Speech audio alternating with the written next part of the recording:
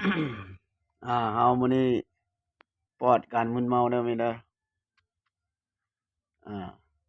แต่ว่าวันปีใหม่เนาะแต่ว่าเฮาบ่กินก็ได้เด้อนี่เนาะปีใหม่แต่ว่าบ่แม่นกินเบียร์เนาะไผบ่กินก็ได้บ่เป็นหยังเด้อไผสิกินก็กินเนาะบ่ว่ากันเด้อ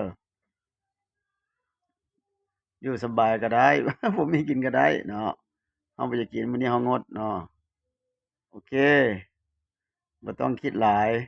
แล้วว่าโอ๊ยว่ากินเบียร์ตลอดกินเบียร์ตลอดมื้อนี้บ่กินเด้อมื้อนี้เด้อบ่กินเด้อแล้วก็บ่มีการเลี้ยงไผอีกมื้อนี้บ่มีการเลี้ยงไผอีก สาวใหญ่สาวน้อยก็บ่มีเลี้ยงเด้อบ่ได้เลี้ยงไผเด้อมื้อนี้เด้อเนาะยามมีกินก็กินเนาะบ่ได้เลือกวันปีใหม่ปีเก่ากินได้เบิดขอแต่มีเงินซื้อเนาะบ่ได้มีเงินซื้อก็บ่ได้กินเนาะแต่ว่ามื้อนี้บ่ยากเนาะโอเคบ๊ายบายเนาะ